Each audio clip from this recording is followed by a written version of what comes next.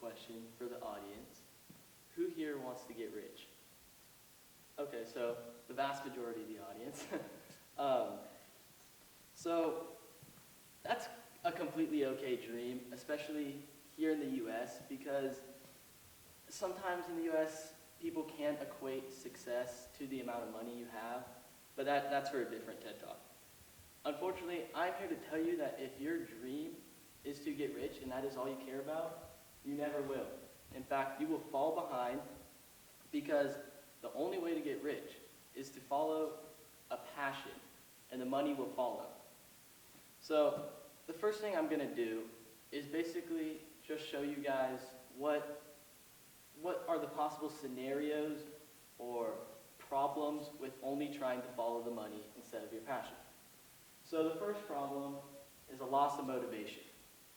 Maybe you can sit there and you can say, well, if I just do this job that I'm not a huge fan of, I'll finally get promoted in 10 years and then I'll make six digits a year. Unfortunately, those 10 years are going to go by a lot slower than you think. And likely, you're going to end up dropping from your job, quitting, and then there you are, 30 years old, maybe even 40, and you're out of your career because you didn't like it. The second possible scenario is actually staying long enough to see it happen. And what I mean by that is, like, you finally get the promotion into a higher job, higher, like maybe CEO or something like that, but still, you're not doing something you like. And guess what? Along with that promotion, you get to celebrate your 60th birthday because you just spent probably a good 30 years getting that promotion. And good luck trying to get that time back with those extra zeros in your bank account. So the third possible scenario, and the one that I find most scary because it's probably the one that's most likely to happen, is that other people, especially your higher-ups, your bosses and such, will see that your only motivation or goal is to become rich and get money. And they'll know that you're going to work excruciatingly hard to get that goal. And so what they do is they'll tease you. They'll give you incentives to keep working, stay a few extra hours here, and then maybe you'll get the promotion, and then likely you never will. So what is the actual key to finding success and then hopefully having the money follow? And in reality, what it is that you have to get good at something you genuinely enjoy. Just one thing. Something that you find interesting, something that you have a passion about, and something that you're objectively good at. So here are just a few people that I want to show you guys who followed their passion and not necessarily had money in mind. So the first person is Antoine Griezmann. He's a professional soccer player, and I promise you, for any professional athlete, they're not thinking, wow, when I get this, I'll become rich. Because one, the probability of making it professionally is very little, so you should never bank on that. And what drives them to go to practice every single day is that they love the game. Up there is Mark Zuckerberg, and when he was coding Facebook in his dorm in Harvard, I promise you he was not thinking about the money. He just found social media interesting and wanted to expand it. Steve Jobs up there, obviously, similar to Mark Zuckerberg. And then the last person here is the CEO of Taylor Morrison. And what makes her special is that she was an interior designer, and she has a passion for building good homes.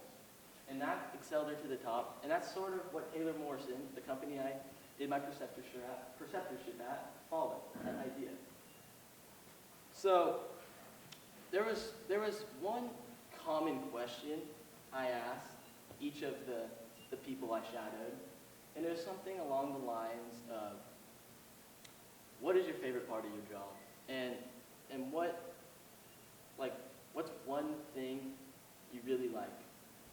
And while answers varied, there's one guy who talked about that the satisfaction of building a home that he knew people would live in for the rest of their lives was amazing. One just said that the beauty of bringing a wildland that has no real life to it and turning it into a beautiful neighborhood and a community where people can interact drives him. And so despite these people making good six-digit salaries, especially the higher ups, make probably well over even a doctor amount despite not having to go to school. None of them really talked about the fact that the money was good, that they were excited that they didn't have to go to school that often, and that the money was good because that wasn't what was important to them. So,